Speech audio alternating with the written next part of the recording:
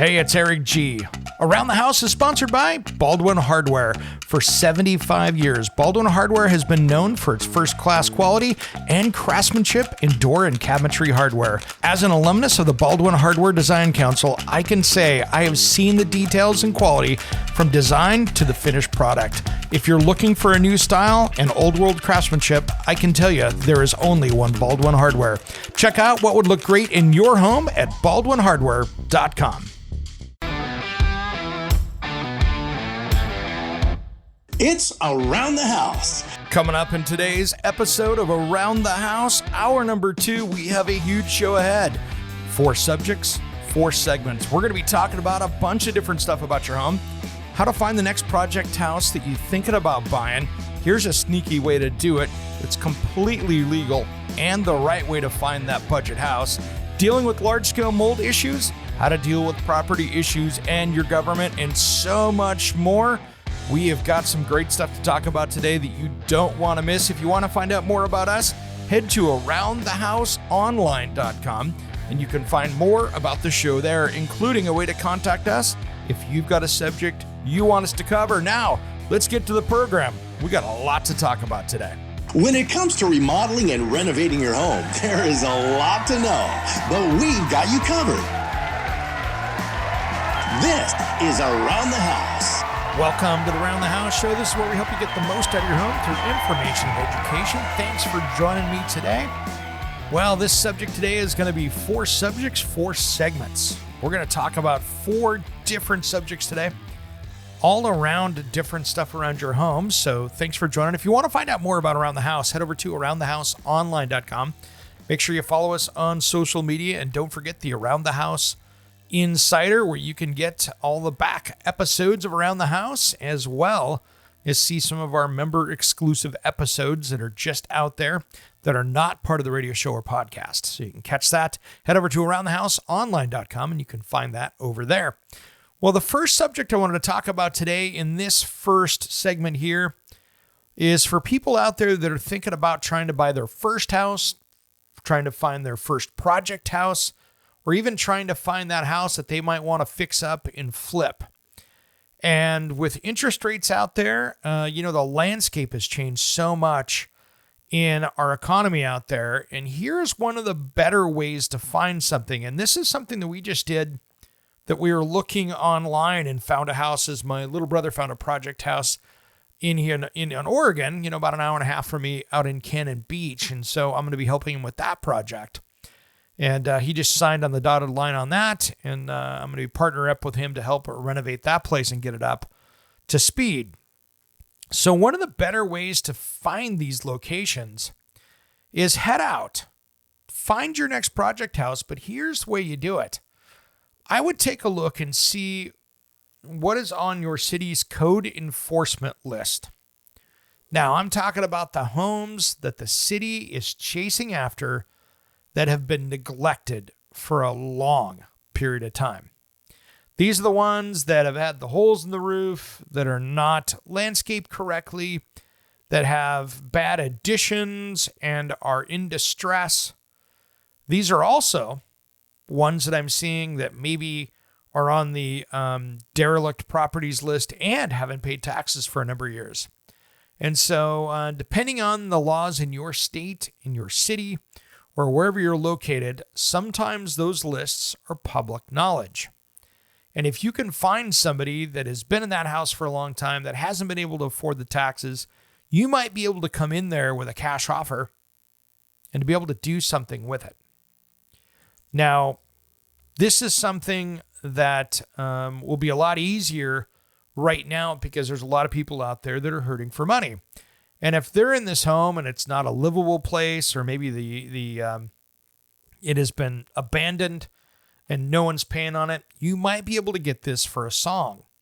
And you might be able to get it where you can afford to get in there and change it. Now, here's the biggest problem with any house flipper out there right now, is that money is expensive. And that is the loan that you're going to have to get to pull this off. And so this is where you've got to go find, more distressed properties than what you had before, because being that interest rate is many times more than what it was just 2 years ago, this is where it gets to be expensive. And so money is going to be your big expense, because if you're doing this renovation project over, let's say 18 months, you're paying a high interest rate on that over that time. And so your carrying costs on that loan are going to be expensive. And what can happen is if you have a year or two as you go through and fix this property up and you're paying 8, 9, 10, 11, 12% on a loan, this is where that can get really expensive. And all of a sudden, where you thought you could make $100,000 might mean you're only making $40,000. And so this is where you really need to come up with ways of having the right money, or being able to come up with enough down where you can give half the money down and maybe get an owner to finance it for a year or two, and be that loan officer on it. And I've seen that happen before, where you can actually go in, give half down. And if these people have another house, or if they are wanting to get out of it and the bank doesn't own it and it's a paid for residence, somebody's been there for 20, 30 years and it's paid for, but it's just neglected. These are things that are ripe opportunities for you to come in and be able to purchase that place. But like I said, these are things that you need to really be careful with the loans out there, because that's where the money is going to hurt your business plan. So a couple things I want you to do is, if you're out there looking for that project house, is figure out how much you're going to have to spend, and what are you going to be able to put down, and where you're going to get that money from. So right now is the time of year that you're starting to see people that have been in the house flipping business for a long time starting to lose it, just like you're starting to see builders get that as well. So you're seeing builders that are out there really working on stuff, and you're going to start seeing the collapse of certain larger scale builders out there, because they're carrying that money. They're having to get sales going. And this can be super tough to do when you're doing that kind of stuff. So be really careful out there. This is the time when you're seeing these kind of interest rates, that if you're trying to get in and flip your first house, and maybe you've been watching on television, or you've been seeing some of these seminars by some of the celebrities, unless you've got money on hand and you have that part figured out, this is probably the time of year that I would stay away from that stuff right now in the current economy, because the only people that you're really seeing out there that are moving are people that are getting out of an area, going to another, which if you're in the right area, that could be great. If you're in Texas or Florida, like we were talking last hour of the show, or some of these states that have an influx coming in, you might be in a great market to do this, where you've got people cashing out their houses in a more expensive market and coming to a lower priced market. And so you've got people that don't care about the interest rate being what it is. And that's kind of key right there. Now, if you are in an area out here on the West Coast, for instance, where there's people moving and there's not a lot of people moving in, this could be a much harder sell for you when it's time to go. So maybe that house might have to turn into a rental property for a number of years until the market comes back where it goes again. So have a plan A, have a plan B, and a plan C. So if you get involved in this thing, and if you have to carry that for a few years to sell it, that could be a really big issue. So I don't want to see anybody get financially hurt on these things. You can lose, $100,000 on a house flip if you're not managing it correctly, especially with these interest rates that can be 8, 9, 10%, depending on where you're at, what your location is, and what your credit score and income is. So you just got to be really careful out there, guys. And so be very careful of how you're doing these house flips. And, I'm generally not a house flipper friend of that. I'm not a friend of that industry, because there's so many people out there that do it really horribly. And then somebody like a new homeowner buys their first house and they get into it and realize that, oh my gosh, they said this was really nice stuff and it's horrible stuff. And now you're going through and replacing stuff. And really, it's bad on our economy, and it's bad on what you're seeing for homeowners out there that just spent their life savings to get into their first house. And then 2 years later, they're replacing the flooring because it was so cheap. It was the cheapest stuff you could find. And everything was made out of such low quality stuff that they're now stuck paying a premium for a house and then having to go back and remodel it sooner than you should because of the low quality materials used. So don't be that guy. Don't be that person, because those are the ones out there that are really taking advantage of homeowners. If you're going to do it, please do it right and do it for your community as a whole and give a nice place for people to live. Around the House will be right back with another topic just as soon as we return.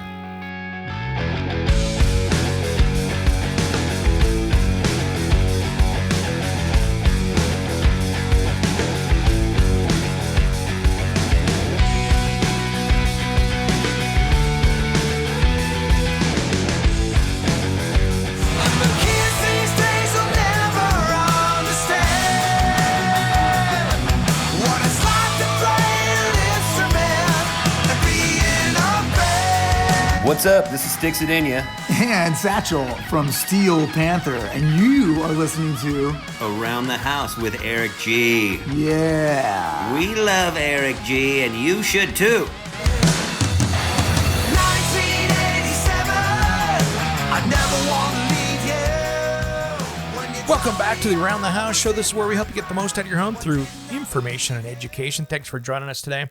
We've been talking about 4 different topics today and 4 different segments of the show and really trying to help you out with new things around your house. Now, one of the big ones here that I wanted to talk about is how to deal with property issues with your government. And now this could be a city thing, it could be a county, it could be a township, it could be federal. And these are things that I'm seeing more and more of people with more and more regulations out there, people getting in more and more trouble, especially with like HOAs and things like that. And so I wanted to talk a little bit about this on how to help you navigate these kind of things, because this can be a really big battle. And especially if you've got maybe a city inspector, maybe you've got somebody that is a neighbor that has been complaining and you're trying to get this stuff figured out. And this can be a troublesome one and add so much stress to your life. And so this is where I kind of want you to just take a nice step back and take a look and see what the issues are. You know, it could be that you're not mowing your lawn enough and there's a city inspector coming by saying your lawn is 10 inches high and it's got to be under 7 or whatever regulation is. Sometimes taking a step back and taking the emotion out of that situation can really help you out. And sometimes bringing in somebody to help mediate can be a good answer. Now, there's a house that I've been helping out on that we were talking about earlier that is in the middle of that process where basically people have gone, I've seen this, another great example here on another story that you know, someone hasn't been taking care of the property. And they're now in a dust up with the city where the city is forcing them to put their house up for sale, or they're going to basically demolish the house. Now you see this in a lot of areas. You know, you'll see derelict houses where it goes through the court system and all of a sudden that house, they have a choice to either get it up to code, it's going to get condemned, and then the city can come in there and knock it down. Now, they'll come in and call it a nuisance, whatever. And there's a lot of cities that have that ability to do so. And a lot of people go, oh, it's my property. Totally get it. But they also have got in their laws that they can do this. And so these are things that I really want you to be able to think and consider about. You know, of course, get your taxes paid on time so they're not messing with you on that. But when you're looking at these kind of things, sometimes bringing in somebody to help negotiate this might help you out. Now, that could be an attorney that comes in and says, hey, okay, I want to take care of, I'll make up a name, Mr. Smith. Let's take care of Mr. Smith's property over here. And they go have a meeting with the city or the city inspectors or the city attorney and sit down and say, okay, what do we do here with all of that? What can we do to get things back on track? Because so many times, like I said, you see, you know, you've got somebody personally and a homeowner personally, and that can be really ugly. And so how do you deal with that stuff? Dial it back off 11. You as the homeowner, you as the person involved, you need to make it less personal. And I know it's your house, but you know, something that's being less personal is going to be good. So again, get that attorney brought in and let them handle it. Now, there is a group out there that if it is something that is, you know, unconstitutional or there's law supporting your case, that's when I reach out to my friends like over at the Institute for Justice, where when people have been wronged by a city that's out of control, those guys are a great resource for you to reach out to and say, hey, this is going on. It's not right. It's against the law or it's against federal law, but they're doing it anyway. This is where really those people can really help out. So reach out to the Institute for Justice. They have done a lot of good out there for homeowners, and you can find out more information on them over at ij.org. And, they're really good, and they're people that I've really been impressed with. Great example, they have filed over 50 cases to defend private property rights. And they were also included on the infamous U.S. Supreme Court decision of Kelo versus New London, which is a really interesting one. So that is where you start to get into eminent domain of a city trying to take your property to do something with it. And that's where this stuff where you really need to have the experts come help fight for you and your rights. A little backstory on that. In 1998, the pharmaceutical giant Pfizer built a plant next to Fort Trumbull, and the city determined that someone else could make better use of the land than the Fort Trumbull residents. So the city handed over its power of eminent domain, which is basically the ability to take private property for public use, to the New London Development Corporation, who was a private body, to take the entire neighborhood for private development. As the Fort Trumbull neighbors found out, when private entities wield government awesome power of eminent domain and can justify taking property without the nebulous claim of economic development, homeowners get themselves in trouble. And so they went through and fought this and won. And so this is one of the cool things. It eventually reached the U.S. Supreme Court in 2005. In one of the most controversial case rulings in its history, the court held the economic development was a public use under the Fifth Amendment to the U.S. Constitution. So this got really interesting. So the Supreme Court's ruling in the Kelo meant that Suzette Kelo, her neighbors, and even property-owning Americans faced the threat of losing their homes and business to a private developer under the guise of raising tax revenue and creating jobs. So basically, the Supreme Court's 5-4 decision sparked a nationwide backlash against that eminent domain. And so this is where really these guys have really come in to be able to protect your own home. So since that ruling in 2005, citizen activists have defeated 44 projects that sought to abuse eminent domain for private development. So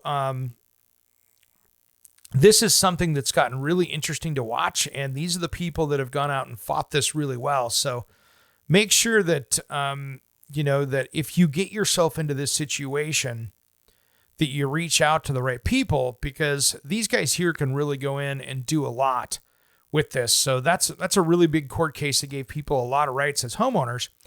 And that's what I really like that, in that they're really protecting property rights. So if you're having problems and it's a big legal case like this, reach out to the Institute for Justice. This isn't just a commercial for them.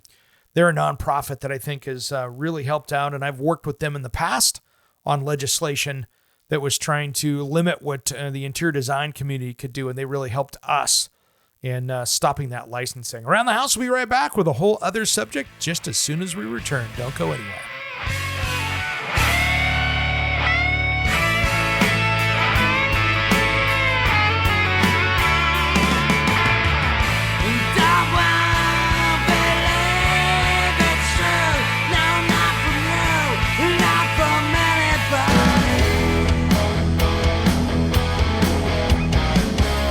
Hey, this is Ron Keel, the Metal Cowboy from Keel, the Ron Keel Band and Steeler. We are rocking Around the House with Eric G. Welcome back to Around the House Show. This is where we help you get the most out of your home through information and education. In this hour, we've been talking about 4 subjects and 4 segments. In this segment here, we are going to talk about how to deal with larger scale mold issues in your home. Now, this could be, you were moving some boxes and realized that all of a sudden behind that wall, behind those boxes in the basement, that you've got black mold growing on there. And I don't mean mold that's black mold, but maybe mold that's black in color and you don't know what it is. Or it could be that you had, in your attic space that you had, you had vents that were venting up into the attic space, but not outside. So you were pumping all that space through, filled up with humidity and things like that. Or it could be that you've had water leaks that no one paid attention to in the back of a closet or something, and it got really bad. Or even worse, you had holes in your roof and you have a house that has been abandoned and you're trying to clean it up. And that's actually what we've got right now with my brother in his location that he's starting to work on here. He bought a house that really has some things going on with it.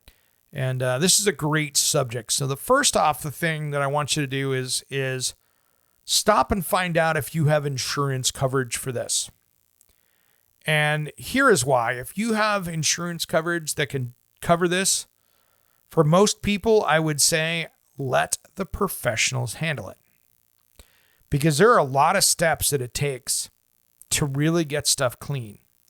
For instance, I have seen it where you have mold in the attic so bad that the choices are getting up there with dry ice and sandblasting and killing the mold and then putting a coating over it. Or I've seen people go in there and say, it's actually cheaper to rip the entire roof and sheathing off and resheath it and treat the floor, the rafter system or the framing up there, whether they're trusses or whatever on the rafters, and treating that and pulling out the insulation and re-insulating. So really, there's a lot to these, and I really want to make sure that you handle this correctly because there is a lot to it. Great example, the house that my brother and I are going to start working on, it is a fun project, but it has had water leaks in a roof system for what I would guess would be nearly a decade. And so what you see with that is you see a house that was neglected and, big areas that are like 8 foot by 8 foot where the ceiling has gotten so wet that it fell in on the floor and collapsed, and that you can see out through blue tarps in the ceiling, and you've had rainwater for years and years collecting. You've got buckled floors, those kind of things. These are projects to get healthy. You really have to go through and clean them up. And like that, when you get into that kind of a situation, you're really taking it down to the studs and starting over in those areas. And that would be the same thing that I would tell you that in an area where you had drywall, for instance, if it was in a basement where you had stuff stacked up and you had water intrusion and that. First thing I want you to do is test the mold and see what you're doing and see what you're working with, and then test the air around it to see what kind of spores are out there. What kind of toxins is that mold giving off, so you know how to deal with it. If it's something simple on a mold that you're like, hey, this isn't as toxic as what I thought it was, then you know how to deal with it. But if it's something that's super toxic, maybe you want to have somebody come in that is a professional that is certified to do this to be able to clean this up. And that's the hard part. Knowing what to do and knowing how big is too much and how big is you bring somebody in for this. And a lot of that just comes down to insurance. If it's something that you can't clean up readily, it might be better just to bring the pros in.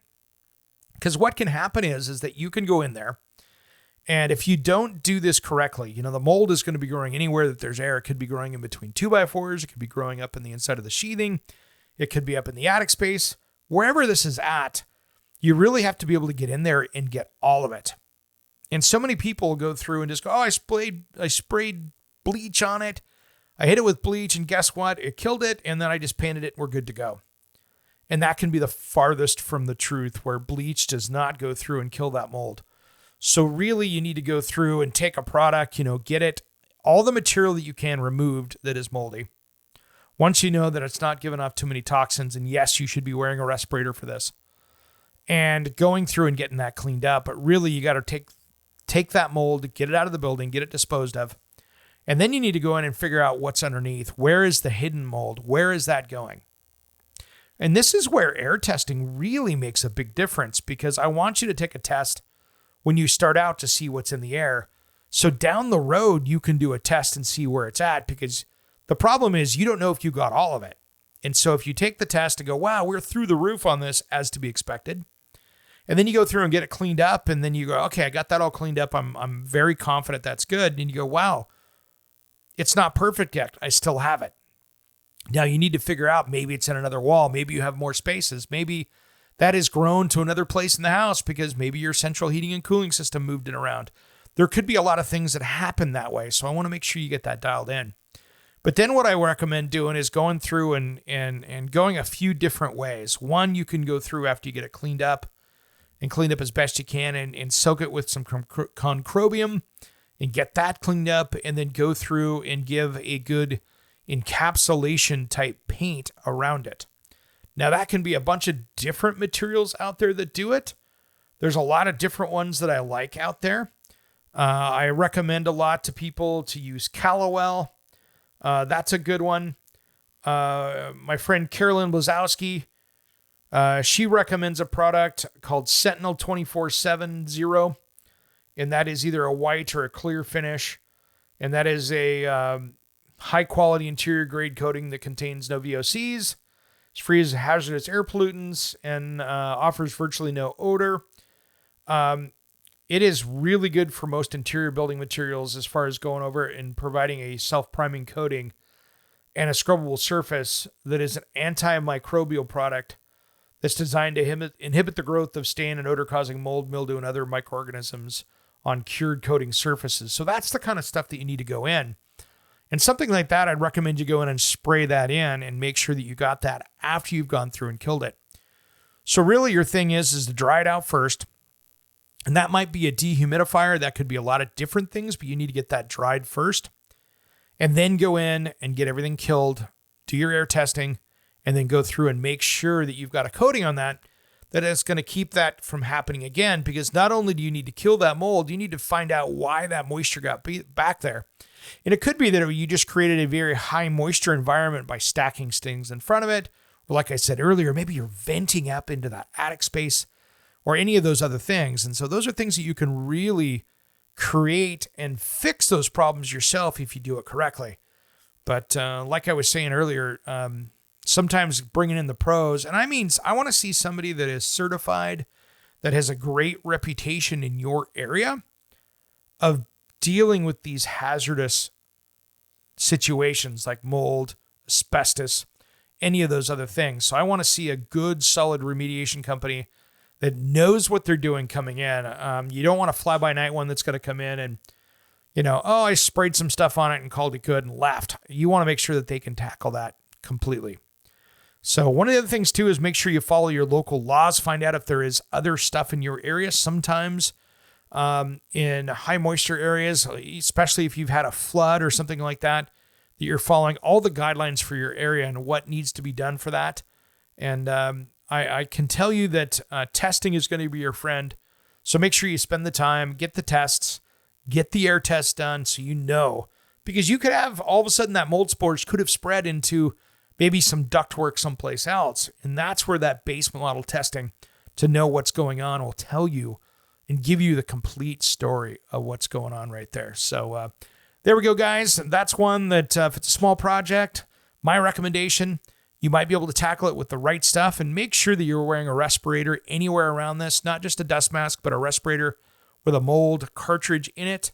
That purple one is good, and make sure that you're using the right materials and the right safety stuff. And then don't bring that home with you, whatever you're working on. All right, one more segment left. We'll be back after these important messages. Don't change that dial.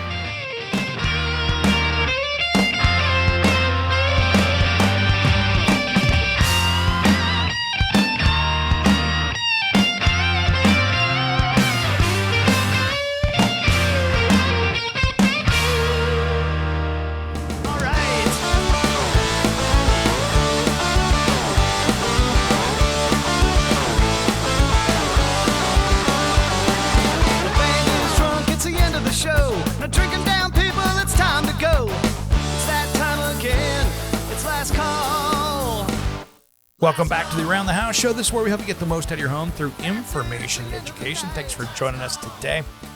Well, we've been talking about 4 different subjects today. 4 subjects, 4 segments.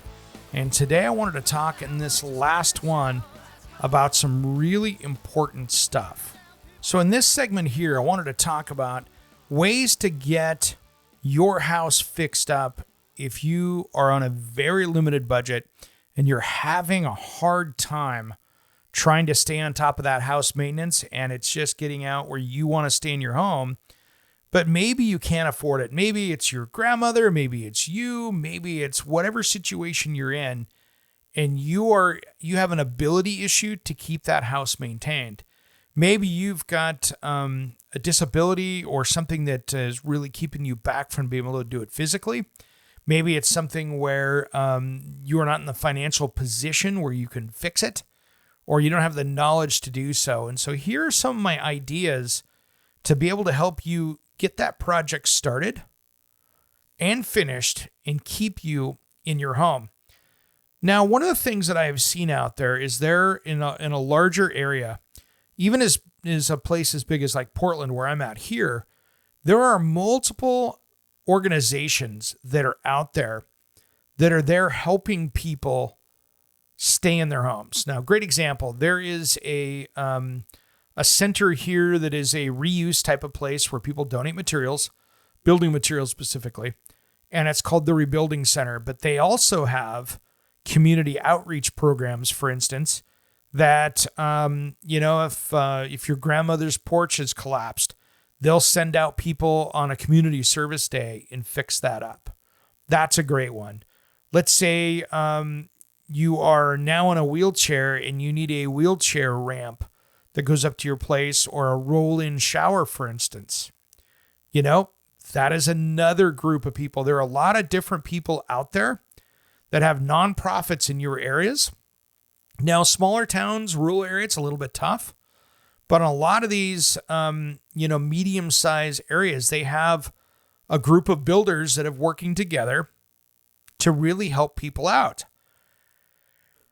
And, you've got other organizations like Habitat for Humanity. And the one earlier that I was talking about, they're called Refit. They are a Rebuilding It Together group. They basically go through and get building community members, and they go into somebody's house and will help build that accessible bathroom with donated materials and time. Maybe they've got, a wheelchair ramp they need, or they need something fixed up like that. They are really specialized on helping people that really are not in a position to be able to help themselves. And so take a look around and see what's going around there. Now, some of the other things that you're seeing out there in certain areas are their community grants, where you have people that are putting together programs for that. And you'll even see sometimes that like Home Depot and Lowe's and some of these chains will have community events like that. So a little bit of Google searching in your area, and then asking some of the nonprofits in your area if they have something that they can do to help.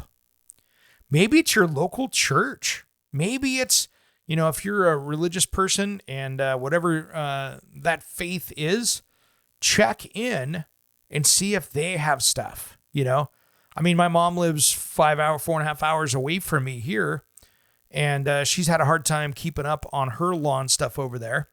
And boy, it was so great that her local church came over and did she's in her 80s and isn't able in a wheelchair to go out or a walker and do that yard work. And my father has passed, so he's not able to do it.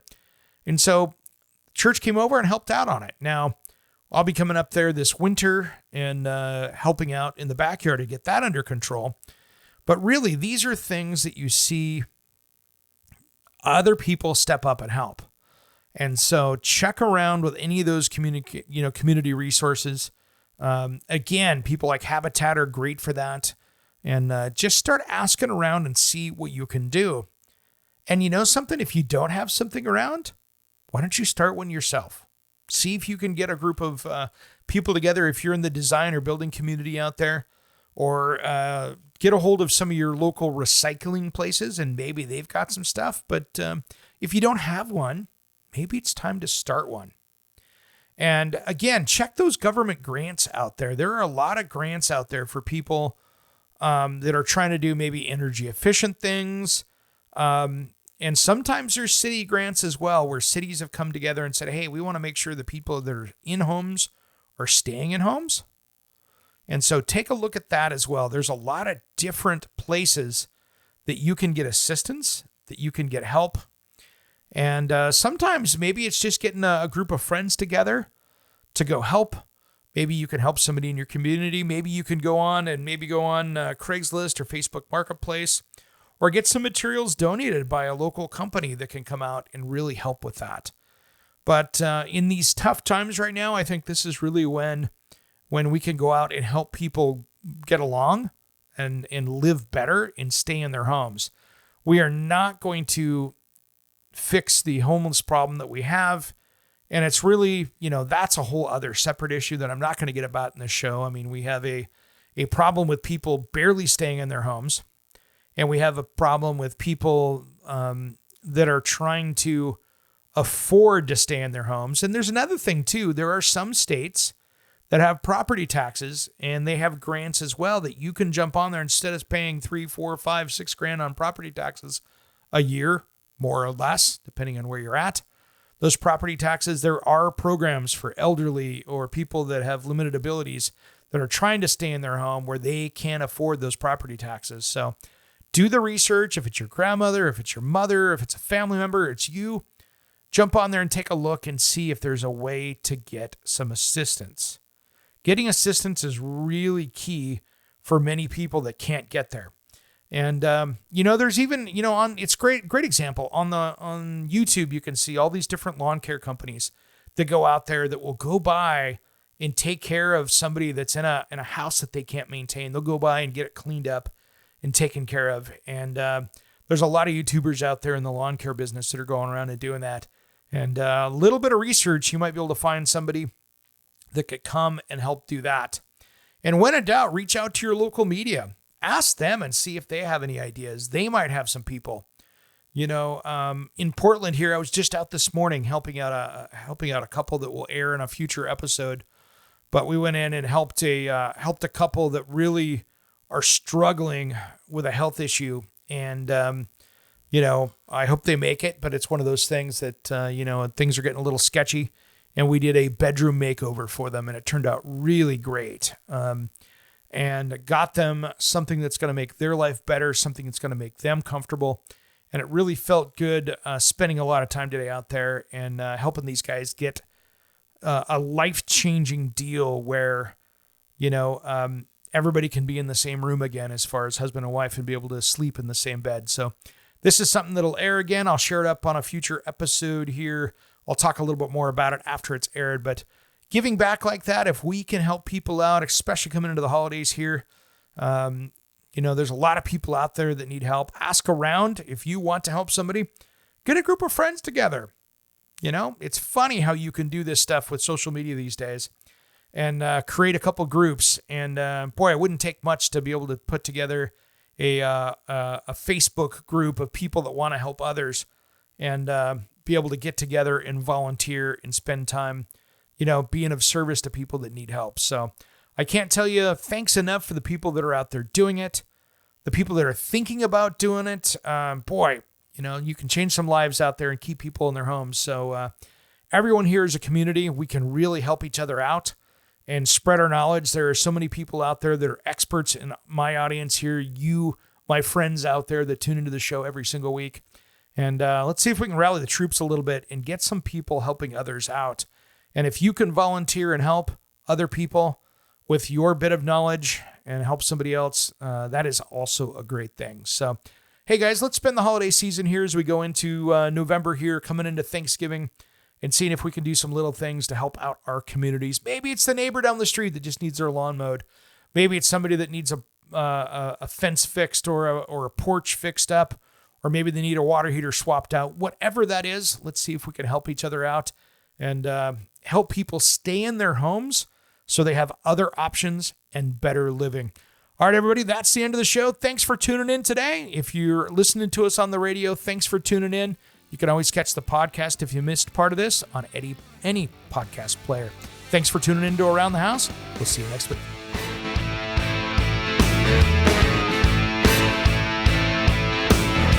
Somewhere unseen and undiscovered, anywhere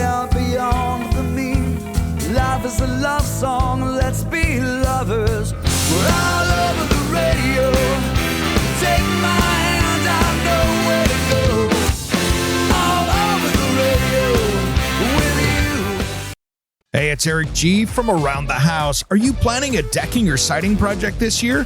If you are, you've got to check out my friends at Millboard. Millboard is a completely different kind of composite decking and cladding that enhances outdoor spaces with enduring distinction. Hand-molded from the finest oak, it realistically mimics the natural grain and color of premium hardwood. If you're looking for something that doesn't look like plastic and instead real wood, check out millboard.com. Make sure and check out that interview we did just a few weeks back. That's millboard.com.